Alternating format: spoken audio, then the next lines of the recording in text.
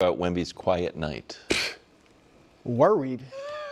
No, I'm dead serious. This ain't no bit. Okay, all right. He's sorry. 7'5", Wyatt. I know.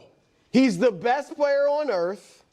Well, He's averaging 28, 12, and 3 rejections in this series. And Game 6 is in San Antonio. Worried. So I'm not worried in the least bit. okay, good. Thank goodness. I'm terrified, troubled, aflutter. We're right out of the gate. Wilds, I'm right on out of pins and needles. Pins and needles. I mean, my 4 for 15, Nick. I know, bro. 0 for 5 from 3. Wasn't good. 6 measly rebounds That is in a ridiculous. pivotal game 5. I hated it.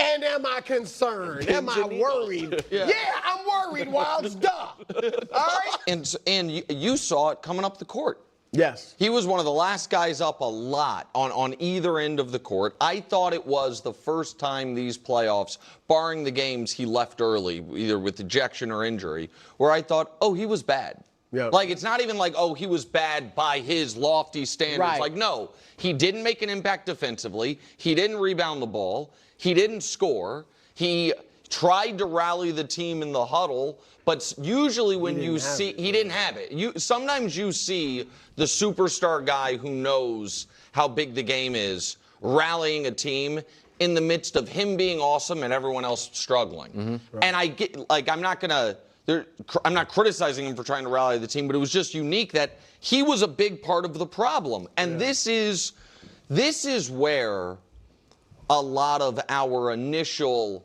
is he the MVP, is he the best player in the world, discussions broke down on when I was hung up on the can he average 30.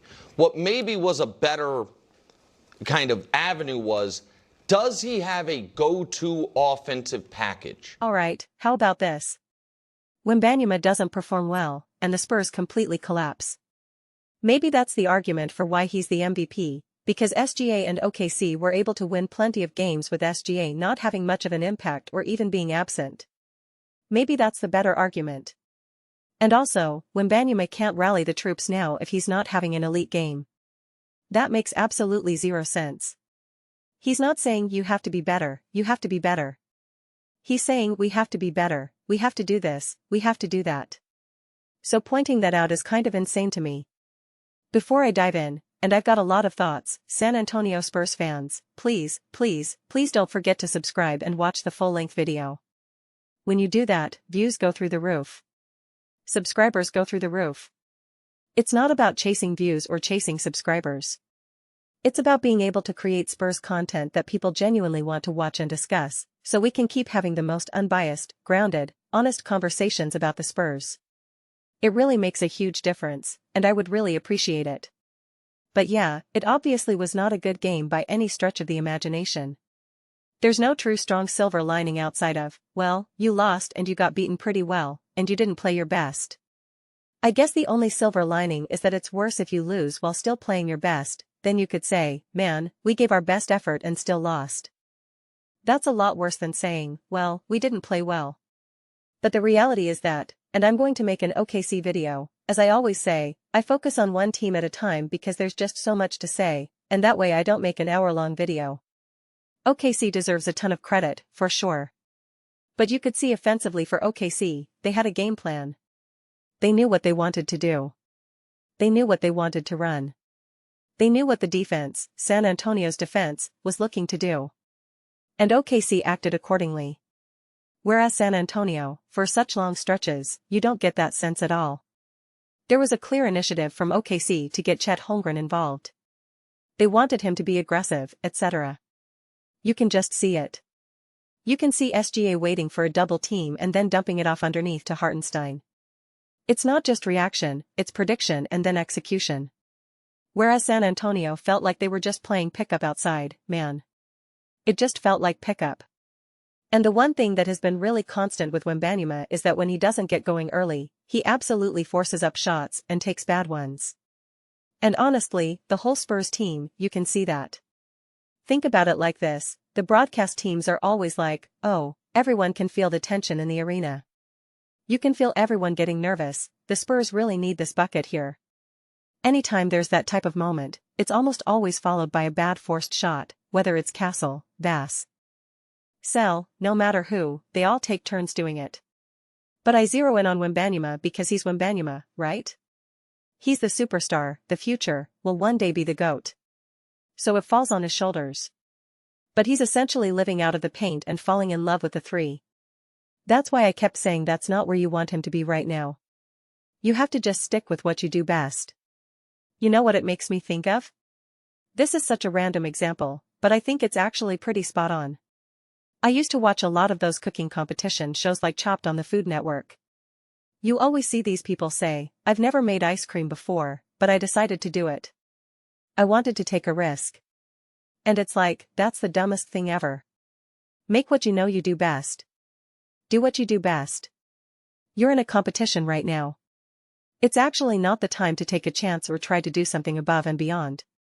You just do exactly what you've already perfected. It's actually one of the biggest regrets I have from my own basketball career. There were certain shots, certain things I was really, really, really great at. I had this bizarre little free throw jumper, quick release, and I drilled it every time. And yet I'd think, I don't want to keep doing that. I've got to do this, I've got to do that.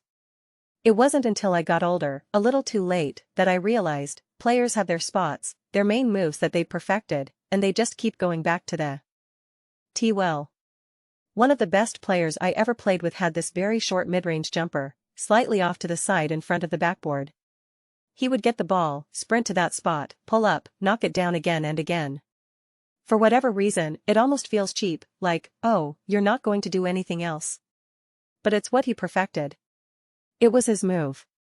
It helped him get pretty far in basketball. And now's not the time to try to expand your bag or figure other things out. Do what you do best. And that's the common theme in all the Spurs losses, everyone's trying to do other stuff, trying to go above and beyond. It's so reminiscent of pickup. Especially when you're playing with strangers and you see people taking shots they never take, trying to impress everyone else. You're just like, what are you doing? Why are you taking that shot now? That's not your game. And that to me is what you see out of San Antonio in their losses. Pretty much every loss, whether against Minnesota, Portland, or OKC, every time they lose, I just think of Pop being like, boy, do we have a ton to look at here. Every 5 seconds I can show you something we're doing wrong. That's what I immediately think of. We could say it's youth, immaturity, inexperience, totally fair game. But it's frustrating when you see them play perfect basketball and then follow it up with the most imperfect performance you can get. When the Spurs won their last game, I said this game is such a huge game, and I think it matters more for San Antonio than for OKC. I said even if they lose, I'll still feel better if it's high-quality ball. But I specifically said it can't be one of those games where we're like, man, where's Wemby? Oh wow, he's only taken 3 shots and we're already 3 minutes into the third quarter. It can't be one of those situations. I absolutely positively said that. And that's exactly what we had. That's literally exactly what the Spurs did. The one thing I said you can't have, and that's what they did. It's kind of crazy how something like that can happen.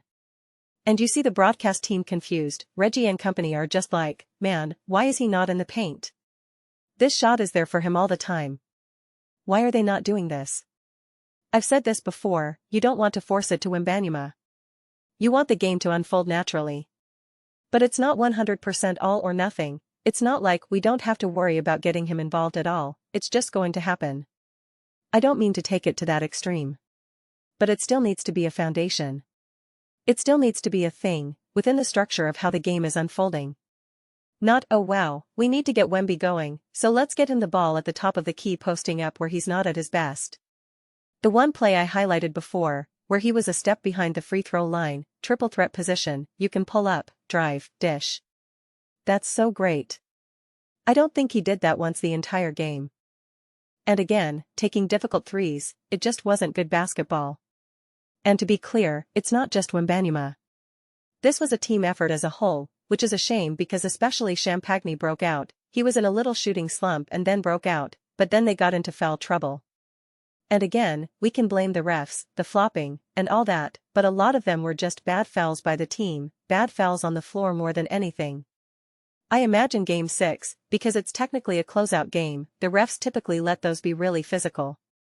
So I wouldn't be surprised if Wembanyama is in a position to take a beating. But at the same time, I also don't know if they're going to allow them to just wrap him up like we saw in Game 2 or whatever, I forget exactly which game. Since it's a closeout game, the NBA isn't going to want Wembanyama to be handcuffed. So it'll be an interesting balance to see how the officiating goes, because each game is always officiated differently with its own energy. When I made a comment like that before, people said, "Oh, so you're saying the NBA is trying to fix it?" No. As someone who refed, I don't ref anymore, you just know. You get a sense. If things feel slightly lopsided or the officiating is playing a role, you naturally start to blow the whistle a little looser. If I'm officiating and we're allowing physicality but it's clearly benefiting OKC and I see Wembanyama getting beat up, it's just human behavior. From the SE condominium quarter onward, you're going to be a little looser with the whistle. You're going to be a little more like, okay, that's a foul, you can't keep doing that to Wembanyama. You recognize that things need to open up and balance out. It's just human nature of officiating because you could blow the whistle every single time in a basketball game. I've said this before, I don't even know how you ultimately decide when it's a foul, when it's not, when you let it play on. It's just a feeling, man. It's really hard to explain. I'd love to know how they officially teach it at the NBA level, I'm sure they have seminars and teaching lessons. But it's one of those things you either played and experienced or refed and experienced. I'm not trying to put officiating at the forefront, but closeout games typically are really physical, really tough, and they let the players decide. But since we've also seen Wemby get beat up in this series, I don't necessarily see that happening either. So it's going to be a feel-out situation. But here's what I'd tell the Spurs, don't worry about officiating. Let that take care of itself. We have to be aggressive and assertive, but we can't force it. Everyone wants Wembanyama to get going, but it still has to be high-quality looks. You don't want him to be aggressive and start 1-4-5 in the first 5 minutes. That's not the plan either. And if the game is unfolding where you don't need him to be aggressive, that almost happened at the beginning of this game when Champagny was hitting his shots, they didn't need that to happen, and that's okay. Don't force it. If everything else is unfolding smoothly, that's where the maturity comes in. Not I've got to take over now because I'm supposed to be aggressive. Not if the game is unfolding in a smooth, cohesive way. Just be ready for the moment when it's not, to insert yourself. But it can't be forced. And every time Wembanyama isn't getting going, it's always forced. I'm not going to put that on Wemby where Nick said, well, he doesn't have a go-to move yet. In theory, that can be a contributing factor, but that's not the limiting factor. Will that come and ultimately make him truly elite and special at the next level? Absolutely. But that's not the problem in this immediate moment. That's why I said I want to see Wemby perfect that mid-range jumper, just get the ball and elevate, more so than the three, more so than having a great drive move. That alone changes how defenses have to play. Look no further than Hartenstein with his little push shot. A simpler play like that for Wembanyama will be easier to perfect and will have a massive impact. More important than him developing a higher percentage three or putting his head down and driving from the top of the key, you want him to have the ball closer to the paint to begin with. It opens the door more straightforwardly for him to get the ball mid-range, more underneath in the post, and have a move to get the basket or just elevate. Defenses will be forced to play you a lot differently. Right now his go-to is trying to make a really tough contested layup, and if it comes off the backboard, no worries, he'll try to get the rebound and put it back in. Those are unreliable plays. When they're working, it's great. When they're not, you're sinking. And last night, they were sinking. But I'm still excited for Game 6. I'm still excited to see what they've got in store at home and how they bounce back. But those are just my thoughts. I'd absolutely love to hear yours. What do you think about San Antonio? Are you worried about Wembanyama, about the Spurs? Let me know your thoughts in the comments below. I read every single comment. Whether you agree or disagree, let's get into some discussions, some arguments. But ultimately, let's just have some fun. Please do consider subscribing. We're building an amazing community here. Absolutely love to see you part of it. I want to build something we all genuinely feel connected to, something we're really excited to be part of. I think we're well on our way. Please don't forget to give this video a thumbs up, it really helps with visibility and the algorithm. Thank you so much. See you next time.